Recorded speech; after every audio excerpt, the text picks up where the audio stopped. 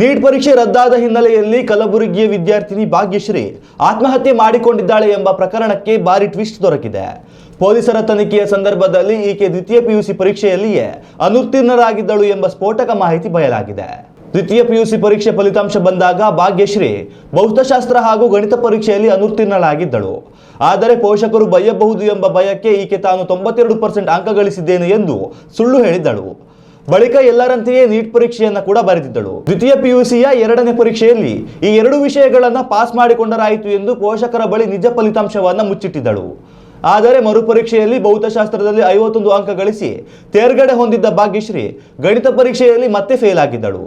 ಈ ವಿಚಾರ ಮನೆಯಲ್ಲಿ ತಿಳಿದರೆ ಪೋಷಕರು ಬೈಯಬಹುದು ಎಂಬ ಆತಂಕದಲ್ಲಿದ್ದ ವಿದ್ಯಾರ್ಥಿನಿ ಭಾಗ್ಯಶ್ರೀ ಆತ್ಮಹತ್ಯೆ ಮಾಡಿಕೊಂಡಿದ್ದಾಳೆ ಎಂಬುದು ತನಿಖೆಯಲ್ಲಿ ಬಟಬಯಲಾಗಿದೆ. ಮಗಳು ದ್ವಿತೀಯ ಪಿಯುಸಿ ಪರೀಕ್ಷೆಯಲ್ಲಿಯೇ ಫೇಲ್ ಆಗಿದ್ದಾಳೆ ಎಂಬ ಅರಿವಿಲ್ಲದ ಆಕೆಯ ಪೋಷಕರು ಆಕೆ ನೀಟ್ ಪರೀಕ್ಷೆಯಿಂದಲೇ ಮನನೊಂದು ಆತ್ಮಹತ್ಯೆ ಮಾಡಿಕೊಂಡಿದ್ದಾಳೆ ಎಂದಿದ್ದರು.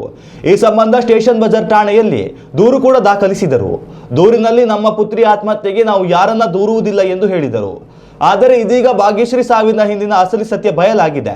ತಂದೆ ತಾಯಿಯಲ್ಲಿ ಫಲಿತಾಂಶದ ಸತ್ಯ ಮುಚ್ಚಿಡಲು ಹೋಗಿ ಇನ್ನು ಬಾಳಿ ಬದುಕಬೇಕಿದ್ದ ವಿದ್ಯಾರ್ಥಿನಿ ಈ ದುಡುಕಿನ ನಿರ್ಧಾರ ಕೈಗೊಂಡಿದ್ದು ನಿಜಕ್ಕೂ ದುರಂತವೇ ಸರಿ. ಉತ್ತಮ ಸಂಸ್ಕಾರಯುತ ಶಿಕ್ಷಣದೊಂದಿಗೆ VSS English medium CBSE school Udupi Muddur. ನರ್ಸರಿಯಿಂದ 10ನೇ ತರಗತಿವರೆಗೆ ಶಿಕ್ಷಣದ ಜೊತೆಗೆ 5ರಿಂದ 10ನೇ ತರಗತಿವರೆಗಿನ ವಿದ್ಯಾರ್ಥಿನಿಯರಿಗೆ ಉತ್ತಮ ಹಾಸ್ಟೆಲ್ ಸೌಲಭ್ಯವೂ ಇದೆ. ನಿಮ್ಮ ಮಕ್ಕಳ ಪ್ರವೇಶಾತಿಗಾಗಿ ಈ ಸಂಖ್ಯೆಗೆ ಕರೆ ಮಾಡಿ.